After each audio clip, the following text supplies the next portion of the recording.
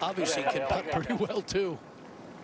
Tommy Roy's in his ear going, Shut him up. Tommy Roy's like, shut up. I'm like, hey. Fred Couples probably not realizing he's on the air, and I would say the same thing goes for Steve Sands.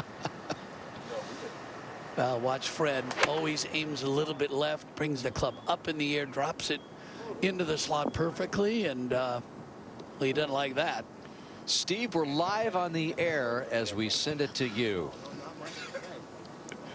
And now we can't get him. no, we got him. Oh, okay. All right. We got him. Hey, listen, Rob Riley's over there. He's talking about being in the booth on Sunday, and nobody really knew that you guys were on live television, so you guys were having a little bit of fun out there. Did you get a shot? We did get a shot. He hit a good one.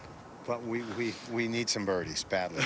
I'm holding. Look at the shot I just hit. Is one of my better ones this night. But listen, we're having a good time. This is your first time playing in this. How special is this week going to be for you to be able to play with Hunter? Yeah, well, I'm hearing it's going to be 60 degrees and windy tomorrow, so you'll have to ask Hunter. He's behind us. You texted me 3 days ago and said, what's the weather going to be? I told you it's going to be a little chilly. I know. I'm nervous about that. No, it's a blast. And yesterday after, he saw it all. He got to do some interviews. I just saw a golf ball that he signed. So it's kind of fun. And he's enjoying it. I'm surely going to enjoy it. I've been doing this 45 years, so I feel like Lee Trevino and Daniel here. Hopefully Hunter and I have a few years to play, but it's been a treat. PNC. That's why when you watch all those years I've watched and everyone walks off the green, they thank PNC, because without this, there's so much closeness. And Hunter and I will become closer Sunday night, and we are both best friends at home, and he's got his buddy caddying, so it's a hell of a week. You watch more golf, more sports than perhaps anybody on the planet, which is amazing. And you've been watching this event from afar. When you watch as a pro, knowing exactly what this week does for the sport, what has gone through your mind all those years watching this? Well, what I watch is the other guys and their shots, whether it's Charlie Woods or Cass Singh or Ray Floyd's kids when they used to win, or Drew Love. It's really interesting to see, because the failure in golf is there. But let me tell you something. When those guys win these things, the pros, their sons are helping them a ton, or their daughters, like Langer wins with everybody he's ever played with. So I like watching everybody. It's not just the pros and how great they hit it. It's the sons and daughters and sometimes fathers, how good they can perform. How tough a spot is this for Hunter? What do you expect to see from Hunter this weekend? I will say this. Hunter has hit 2 really good drives, both Pro-Am days. It's one of the strongest parts of his game in putting, and the rest is fine. If you just saw the wedge I just hit there, that might be a shot that he may hit a few times. I can't afford to be hitting wedges like that. But it doesn't really matter, because he is a golfer. As you know all about us. We text all the time. He's an avid sports nut like I am, but he loves volleyball. But he's a golfer because he respects what I do. But if he can just hit it solid, we'll be just fine. I think we'll do okay. We got to make some putts, though, Sam. You've been in his life for a long time, and you've watched him play all these other sports, not just golf. I was asking Steve Stricker about what it's like to watch Bobby play as a professional now in his craft. He's not following your craft, perhaps, but he does love the other sports. What's it like for you and Suzanne to watch him perform as he's grown up as a kid? No, so I said I did not. Suzanne just took him to Vegas for a volleyball tournament, and I was in a small little event on my own, so I didn't go. Otherwise, I would have been there. The kids he plays with Pinnacle club team, and he goes to CDM, so their high school team. They're amazing kids. They really are. Not because they're athletic. They just come to the house. Their manners are great. Volleyball, we watched last night, the 4 best teams play. We didn't stay Penn State beat Nebraska, stayed up late with that. Unfortunately, we didn't stay up for 5 sets of that. But to go back to it, Hunter is fun to watch.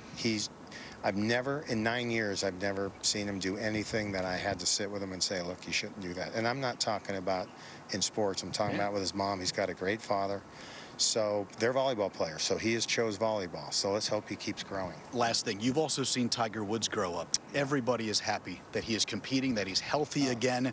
What do you think of what he's put himself through to get to this point and still has the motivation, Fred, at almost 49 years of age to get after it with the best players in the world? What do you make of all that?